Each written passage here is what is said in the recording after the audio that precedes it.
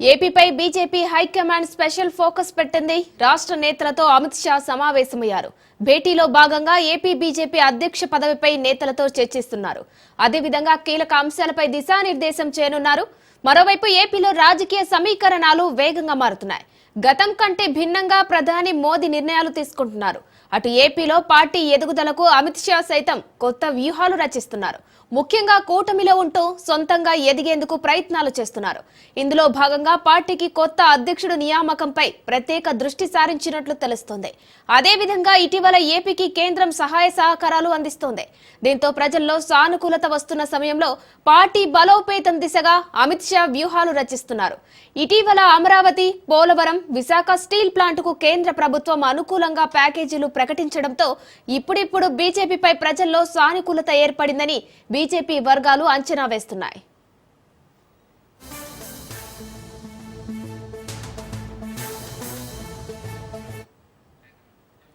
Right, ఏపీలో రాజకీయ పరిణామాలు శరవేగంగా మార్పు చెందుతున్నాయి. దీనికి సంబంధించి మరిన్ని డీటెయిల్స్ మా ప్రతినిధి క్రాంతి ఫోన్ లైన్ లో అందిస్తారు. క్రాంతి, ఇప్పటికే ఏపీకి సంబంధించి బీజేపీ అధ్యక్షుడి నియామకానికి సంబంధించి కూడా చర్చలు జరుగుతున్నాయి. ఈ నేపథ్యంలో అటు పవన్, అటు సీఎం చంద్రబాబుతో కూడా మోదీ మీటింగ్ చేయనున్నారు. సో దీనికి సంబంధించి డీటెయిల్స్ ఏంటి? గుడ్ మార్నింగ్ అమ్మా.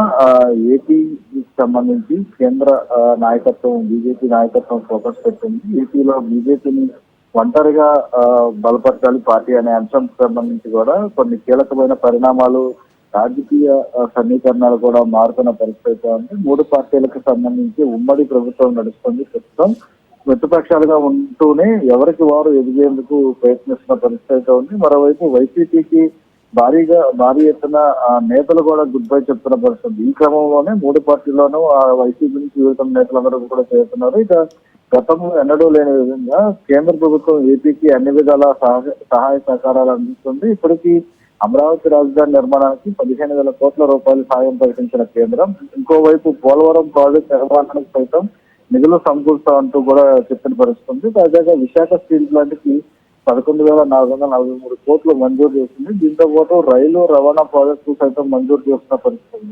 ఇక కేంద్ర ప్రభుత్వం పట్ల ఏపీ ప్రజల్లో ఒక రకమైన సానుకూలత కనిపిస్తున్న నేపథ్యంలో ఇదే సమయంలో పార్టీ బలోపేతానికి చర్యలు తీసుకునేందుకు అటు పార్టీకి సంబంధించిన కేంద్ర నాయకత్వం దృష్టి సారించిన పరిస్థితి ఉంది. ఇక ఇప్పటికే అమిత్ షా ఏపీలో పర్యటిస్తున్నారు. నిన్న చంద్రబాబును కలిసిన పరిస్థితి. చంద్రబాబు, పవన్ కళ్యాణ్ దానికి సంబంధించి అమిత్ షాతో దాదాపు 40 నిమిషాల పాటు వీరి భేటీ అయితే కొనసాగింది. అనేక రాజకీయ పరమైన అంశాలు కావచ్చు, దాంతో పాటు రాష్ట్రానికి సంబంధించిన ప్రాజెక్టులు, అదేవిధంగా గత ప్రభుత్వ హయాంలో ఏ రకంగా రాష్ట్రం వస్తుంది, ఈ అంశాలన్నీ కూడా కొంత వ్యక్తిగతంగా కూడా సమాచారం ఉంటున్న నేపథ్యంలో ఇక కేంద్ర ప్రభుత్వం పెద్ద ఎత్తున నిధులు మంజూరు చేస్తున్న నేపథ్యంలో ప్రజల్లోకి వెళ్లేందుకు వీలుగా ఏపీ బీజేపీ కార్యవర్గానికి సరికొత్త రూపొందించి నూతన అధ్యక్ష నియామకానికి చేపట్టేందుకు కూడా సిద్ధమైన పరిస్థితి. బీజేపీ రాష్ట్ర అధ్యక్షురాలుగా ఉన్న పురంధేశ్వరి ప్రస్తుతం రాజమండ్రి ఎంపీగా ఎన్నికయ్యడం జరిగింది. ఆమె పదవీ కాలం రాష్ట్ర అధ్యక్షురాలుగా ఈ నెల జులైతో ముగిన నేపథ్యంలో ప్రతి 2 నెలలకు ఒకసారి అధ్యక్షులు మార్చడం బీజేపీలో ఆనవాయితీగా వస్తుంది. అదే బీజేపీ జాతీయ అధ్యక్షుడు జేపీ నడ్డాతో పాటు పలు రాష్ట్రాలకు చెందిన కార్యవర్గాలను కూడా మార్చేందుకు బీజేపీ అధినాయకత్వం సిద్ధమైంది. అందులో భాగంగానే ఏపీ సైతం నూతన అధ్యక్షుడి కోసం ప్రస్తుతం కసరత్తు చేస్తున్న పరిస్థితి ఉంది. ఇక మరోవైపు మెగాస్టార్ చిరంజీవి సైతం కూడా బీజేపీ విషయంలో కొంత సానుకూలంగా ఉన్నట్టు కూడా కనిపిస్తుంది. ఆయన బీజేపీలో చేర్చేందుకు ఏర్పాట్లు జరుగుతున్నట్టు కూడా ప్రచారం చేస్తున్న నేపథ్యంలో సంక్రాంతి సంబరాలకు సంబంధించి కూడా కిషన్ రెడ్డి ఆహ్వానం మేరకు ఢిల్లీలో ప్రధానమంత్రి నరేంద్ర మోదీతో పాటు చిరంజీవి పాల్గొన్నారు. అయితే ఈ నేపథ్యంలోనే బీజేపీలో చేరే ఛాన్స్ కనిపించడం లేదంటూ కూడా ఆయన సన్నిహితులు చెప్పినప్పటికీ కూడా చిరంజీవితో స్నేహంగా కొనసాగిస్తూనే అటు కాపు సామాజిక వర్గానికి కొంత అధ్యక్ష బాధ్యతలు అప్పగిస్తున్నట్టు కూడా ప్రచారం నడుస్తుంది.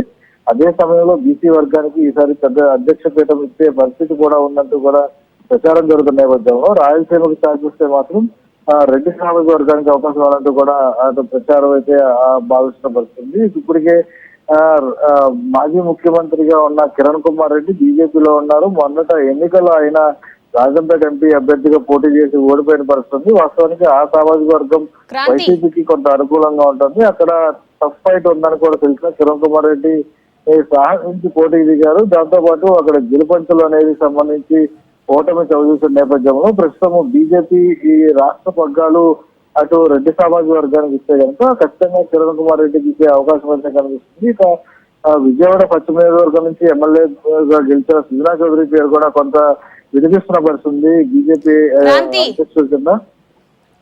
ఆయన రాష్ట్రంలో మంత్రివర్గంతో దక్కబోవడంతో కొంత పశ్చిమ నియోజకవర్గం నుంచి అభ్యర్థిగా పోటీ చేసి గెలుపొందారు. అటు సామాజిక వర్గ సమీకరణలో భాగంగా ఆయన మంత్రివర్గంలో చోటు దక్కలేదు. కేంద్ర మంత్రిగా వ్యవహరించి చక్రం తిప్పిన ఆయన ప్రస్తుతం ఎమ్మెల్యేగా ఉండేందుకు కొన్ని పరిస్థితి కనబడుతుంది.